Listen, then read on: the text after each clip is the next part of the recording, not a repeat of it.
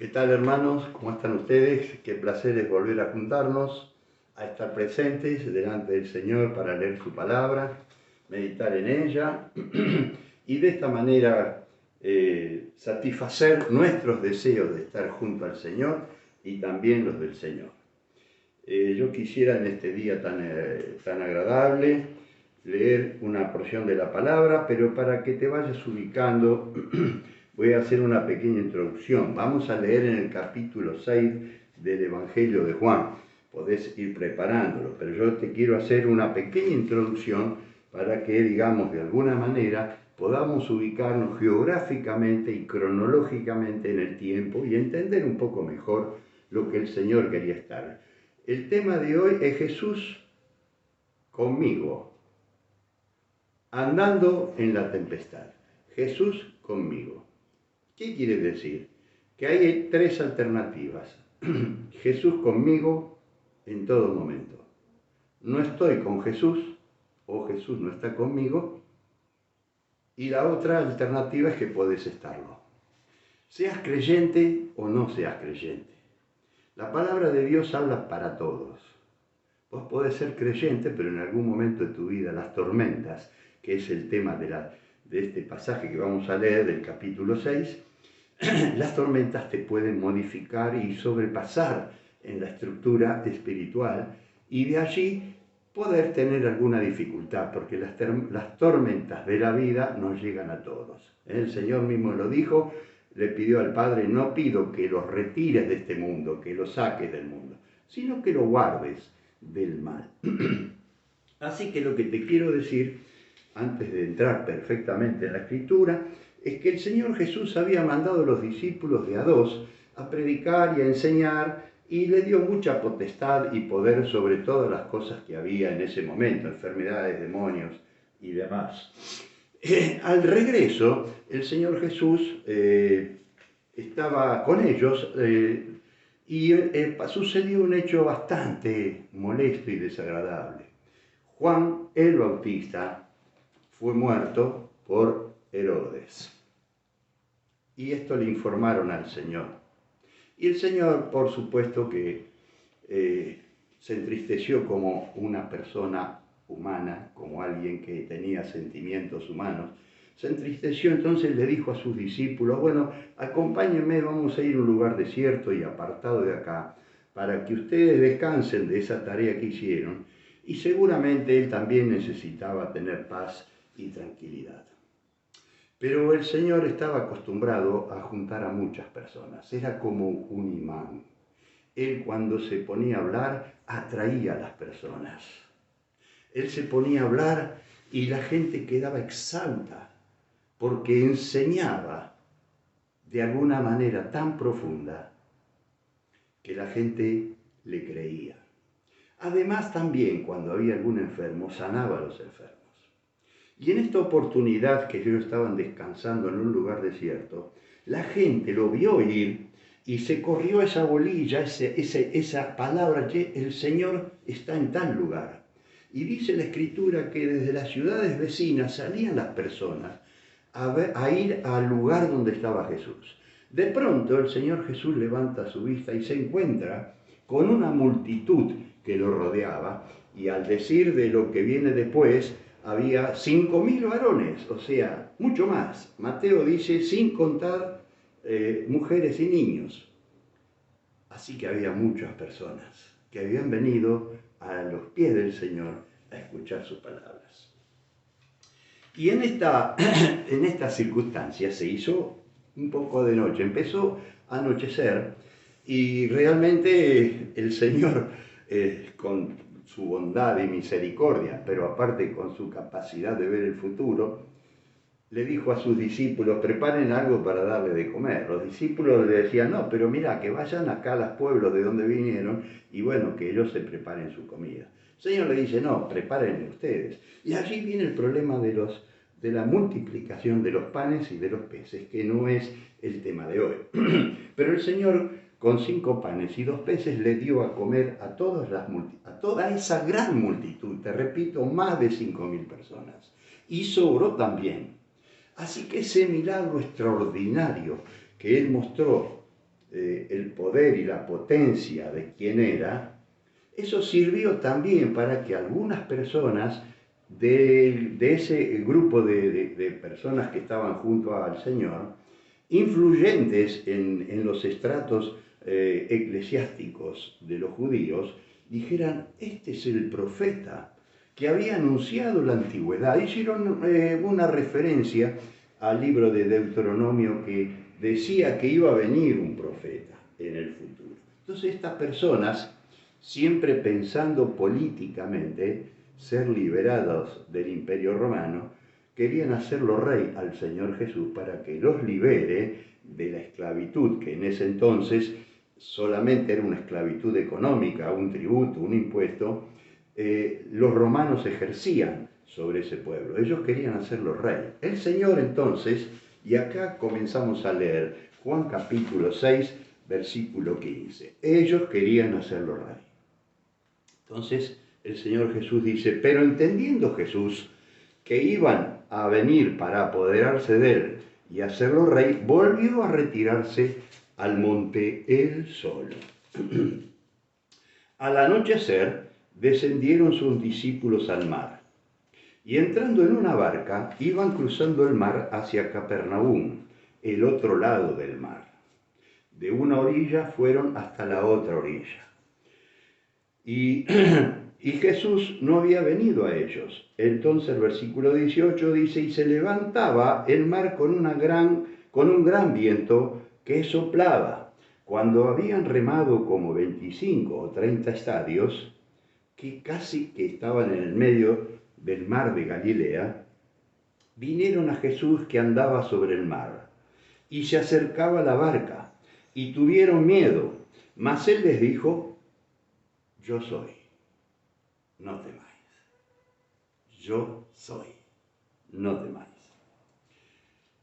Ellos entonces con gusto le recibieron en la barca, la cual llegó enseguida a la tierra donde iban. Maravilloso relato. Yo me voy a centrar en esta historia que Juan resume, sintetiza con pocas palabras. En Mateo y en Marcos también está este relato. Quiere decir que si tres evangelistas hacen el mismo comentario, incluso Mateo y Marcos con mayor amplitud, este hecho es muy importante en la vida del Señor. Estamos en esta circunstancia. Entonces el Señor, hemos leído que al anochecer le dijo a sus discípulos, por lo que dice Mateo y Marcos: ustedes vayan adelante, que yo voy detrás. Ustedes vayan a Betsaida, que entre paréntesis quiere decir casa de pesca. Estos discípulos eran pescadores, marinos, muy avesados en el mar de Galilea, que es muy profundo. Tal vez no sea un mar como nosotros entendemos, pero ellos le llamaban mar, porque tenía mucha consideración de lo que pasa en el mar y pasaba en ese lugar, en el mar de Galilea. El mar de Galilea en realidad recibe como un efluente, agua de los deshielos de las montañas que están arriba, en el norte. La recibe, se colma esta especie de lago y vuelve a salir como un efluente y genera el río Jordán, que desciende y llega hasta el Mar Muerto. Para situarnos geográficamente, estamos en el norte de Tierra Santa, un lugar que trabajaba mucho el Señor allí, y ahora entonces salen de un lugar, cruzan todo el mar, o deben cruzar todo el mar, al llegar hasta Betsaida, cerca de Capernaum, que te repito, casa de pesca. Ellos eran pescadores. Así que ellos emprenden el viaje remando, como dice la Escritura, que el viento era contrario. Ellos debían remar, no usar el velamen, sino que tenían que remar. Y la tempestad fue muy grande. Las olas estaban castigando esa pequeña embarcación que verdaderamente era castigada por el viento, por las olas, esta gente que en sí está muy acostumbrada a estar en el agua, pescando y soportar tormentas, estaba muy preocupada, realmente muy preocupada. Pero quiero hacer una pequeña referencia. Ellos bajaron, dice, estaban en un pequeño monte con todas las personas.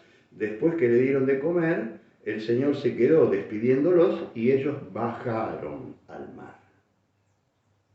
El mar, en la Escritura, es símbolo de cosas malas, feas. Dice la Escritura que nuestros pecados, ¿dónde fueron arrojados en la metáfora? Al fondo del mar. Entonces, para ellos el mar era algo catastrófico, era algo feo, algo deleznable. A pesar de que era su medio de vida y su forma de navegación, ellos estaban muy prácticos. El mar en la Escritura es señal de perdición, de ese lugar donde van a parar nuestros pecados. Ellos bajaron al mar. Mientras que dice la Escritura que el Señor se retiró al monte solo, pero Mateo y Marcos dice que subió al monte a orar. Mirad, dos condiciones. A veces nosotros tenemos que bajar al mar, al mundo, a donde vos quieras, al trabajo, al estudio, al mercado. Tenemos que bajar. Estamos en un lugar alto de acuerdo a la Escritura. Estamos en la tierra, pero en los lugares celestiales, dice Pablo a los Efesios. Nosotros pisamos la tierra, pero con el Espíritu estamos en el cielo, en el momento adecuado. Pero a veces tenemos que bajar. Y allí está el problema. El Señor les dijo, ustedes vayan adelante mío, yo voy a ir después. Y Él subió a orar. Ahora, en medio de esta tormenta, la tormenta arreciaba terriblemente. Dice que ellos salieron al anochecer.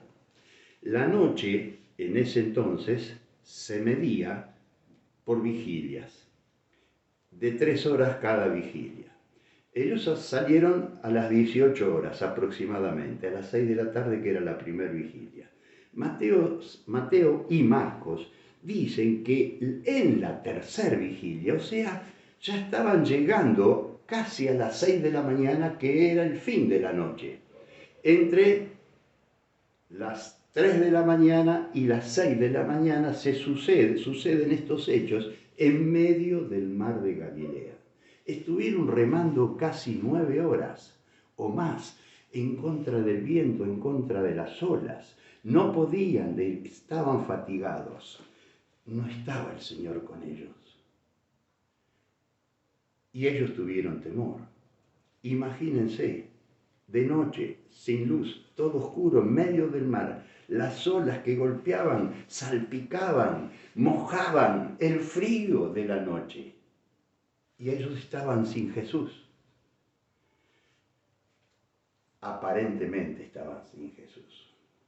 La Escritura, dice Marcos, que el Señor Jesús, desde el monte, estaba mirándolos, los miraba, como remaban con fatiga, dice la Escritura. El Señor Jesús nunca nos abandona. Pareciera que nos abandona. O sea, vivir sin Jesús. ¿Qué le pasaba a estos muchachos? Estaban viviendo sin Jesús, entre comillas. Pero el Señor Jesús estaba en el monte mirándolos. A pesar de la oscuridad, a pesar de la tormenta, a pesar de las olas que se perdía la barquita en el medio de ese lugar. El Señor estaba mirándolos, porque Él prometió estar con nosotros todos los días hasta el fin del mundo, nunca nos va a abandonar.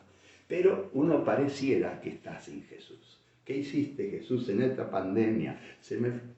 Un amigo mío, mi familiar, partió hacia el cielo. Él era un servidor tuyo, él trabajaba mucho en la iglesia, él predicaba el Evangelio. ¿Qué hiciste? Nos abandonaste. No, ellos también podían pensar, venimos de predicar tu palabra, Señor. Estuvimos ayudándote en la multiplicación de los peces y repartiendo. Y ahora nos pasa esto. Nunca pienses que el Señor te abandona. Él no te abandona jamás. Está con vos y conmigo hasta el fin del mundo. Esa es la palabra, una de las que te quiero dejar. No estamos sin Jesús. Vos podés estar hoy sin Jesús, verdaderamente, porque no tenés a Jesús en tu corazón.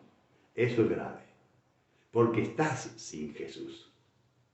Cuando las personas decían, este es el profeta, estaban diciendo, este es el Cristo, el ungido de Dios como profeta.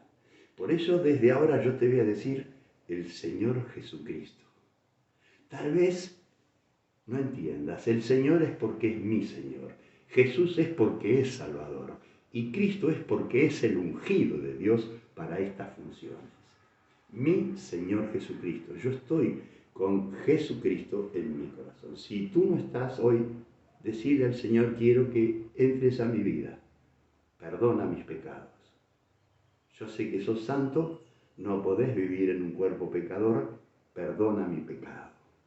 Quiero que entres a mi vida. Amén. Hazlo. Es necesario que tu vida en este mundo transcurra con Jesús en tu corazón, con el Señor Jesucristo, acordate. Así que en medio de la tormenta que todos necesitamos pasar, ¿sabes por qué? Estos muchachos que estaban allí, los discípulos del Señor, que posiblemente habían echado demonios, habían curado enfermos y demás, porque el Señor le había dado poder, ahora estaban desesperados en el medio de una tormenta. Muchas veces habrán pasado tormentas, pero esta vez estaban muy desesperados. Y no estaba Jesús con ellos, aparentemente. Pero ellos de pronto, en el medio de las olas, en el medio del golpear del viento y el zarandeo del mar, ven una figura que viene caminando tranquilamente, a paso firme y como si nada estuviera, castigando sus pies, viene caminando. Mateo y Marcos dicen que los discípulos del Señor que estaban dentro de la barca tuvieron miedo, pánico tuvieron. Es como que veían un fantasma, dice la Escritura. Mateo y Marcos dice que ellos veían algo que venía en medio de la oscuridad y parecía un fantasma. Entonces tuvieron pánico. Entonces el Señor se acercó allí y les dijo lo que yo quiero decirte hoy. Yo soy, no temáis. Mirá, el yo soy es algo extraordinario en el libro de Juan. En el libro de Juan vas a encontrar por lo menos 7 veces que el Señor dice yo soy. Ahora lo vamos a ver rápidamente. Pero lo que te quiero decir es que en la vida real las tormentas son para aumentar nuestra fe. Si has tenido hoy una tormenta, un problema, si la pandemia te pegó mal, tenés fe en el Señor Jesucristo, porque son necesarias. Mira, Santiago dice que si te halláis en distintas pruebas, tenés sumo gozo. Porque el residuo de la paciencia que necesitas para pasar las pruebas produce que seas entero, que seas cabal, todo preparado. Primera Pedro también, capítulo 1, habla de esto, que dice que debemos nosotros, o sea, necesariamente tenemos que pasar por pruebas, por un tiempo corto. Porque así como el oro se prueba con la temperatura, el oro se funde a una exacta temperatura y ahí se comprueba que es oro. Así como el oro se prueba con el fuego, la temperatura, también nosotros somos probados para hallarnos delante del Señor Jesús cuando nos venga a buscar en gloria y en honra. En gloria y en honra. En medio del conflicto no vemos al Señor Jesús, porque evidentemente, pero el Señor nos está mirando. Nosotros estamos atribulados por el problema que estamos pasando, muy atribulados. Hay personas de nuestra congregación que tuvieron el COVID y se atribularon y todavía queda el residuo de haber pasado por ese trance. Pero gracias a Dios que se ha pasado, pero se ha cimentado la fe. Mirá, quiero hablarte de alguien que tenía mucha fe, aunque me pase un poquito en el tiempo. Job, lo conocés, perdió todo, Dios permitió que perdiera todo. Job, desde el capítulo 1 al capítulo 37, Job habla con sus parientes, con sus amigos, y entonces al hablar con ellos, lo que dice, discute con estas personas porque ellos le decían que él era el culpable, que Job era el culpable. Entonces hasta el capítulo 37 habla con sus amigos. En el capítulo 38 Job se para y no habla más. Como dice, bueno, yo no hablo más ya. ¿Quién empieza a hablar en el 38? El Señor, Jehová, Dios. Entonces es muy posible que Job pensaría que Dios iba a hablar recriminando a los amigos de Job que tanto mal le habían hecho, pero habla con Job. Y si estás pasando una prueba como la estaba pasando Job, mira lo que dice Job. Tal vez pase por aquí el objetivo del Señor Jesucristo con la prueba para ti. Dios nos prueba, no es que no castiga, no hay castigo. Una prueba es, porque necesitamos la prueba. La prueba, como hemos visto en Pedro y en Santiago, hacen que nosotros seamos mejores, seamos completos, cabales. Acá Jehová lo toma a Job y le pregunta, y dice, ¿quién es el que oscurece el consejo con palabras sin sabiduría? Eso es lo que nos pasa a nosotros. Cuando andamos atribulados y desesperados y pensamos que el Señor Jesucristo nos dejó la barca, no está con nosotros, es un consejo que no viene de Dios, no viene del Espíritu, viene de la carne. Tené cuidado. ¿Quién te dio el consejo? Le dice Jehová cuando comienza a hablar con Job, capítulo 38. ¿Quién te dio ese consejo con palabras sin sabiduría? Vení que yo te voy a enseñar dónde estabas vos cuando yo fundaba la tierra.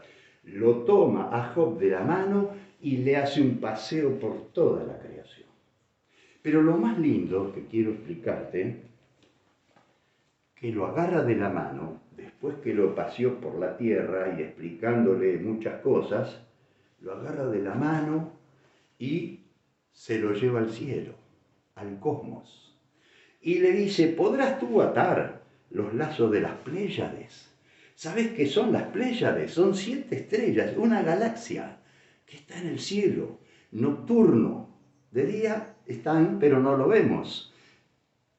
De noche la vemos, las Pléyades. ¿Podrás atar los lazos de las Pléyades que las mantienen unidas? ¿Desatarás las ligaduras de Orión? En este pasaje intergaláctico, Job está viendo la creación de Dios. Ahora habla de Orión, que es otra estructura galáctica. ¿Podrás ver las ligaduras y desatarlas de Orión? ¿O guiarás a la Osa Mayor con sus hijos? Mirá, yo era chico, miraba, me gustó siempre mirar el cielo, y le decía, papá, ¿qué son esas estrellitas, una al ladita del otro, una al ladita de la otra, todas juntitas? Esas son la Osa Mayor, con sus hijos, como dice acá. ¿Te das cuenta lo que es la palabra de Dios? Job lo llevó, fue llevado por el Señor a un pasaje intergaláctico. Allí ve todo. Y en lo último del libro de Job, dice Job, digamos que él habla con el Señor ahora y y le dice, ¿quién es el que oscurece el consejo sin entendimiento? Por tanto, yo hablaba lo que no entendía. Cosas demasiado maravillosas para mí, que yo no comprendía. Oye, te ruego y hablaré, te preguntaré y tú me enseñarás. De oídos te había oído, mas ahora mis ojos te ven. Así que la prueba de Job fue para esto, para ver al Señor Jesucristo, para ver a Dios. Cuando el evangelista Juan presenta al yo soy, hace esta memoria. Cuando el Señor Jesús dice yo soy, Él está diciendo yo soy Jehová. Yo soy el tetragramaton, 4 palabras, lo impronunciable para el judío. Dios, Jehová, Yahvé. Yo soy Yahvé, cuando Él dice yo soy. El del Éxodo, ¿te acordás? Cuando Moisés le pregunta a Dios, si me preguntan quién me envía, ¿a quién le decir? Decirle que yo soy el que soy. Decirle yo soy. Es que el yo soy es la palabra sagrada, es Dios mismo. Y aquí el Señor Jesucristo está diciendo yo soy Jehová. Cuando vos lo ves, yo soy, es el nombre propio de Dios, no es que yo es el artículo y soy el verbo, es un nombre propio, no lo podés separar. El nombre propio no hay gramática, no hay estructura sintáctica, nada. Es Viviana con B corta, Viviana con B larga, Esther con H, Esther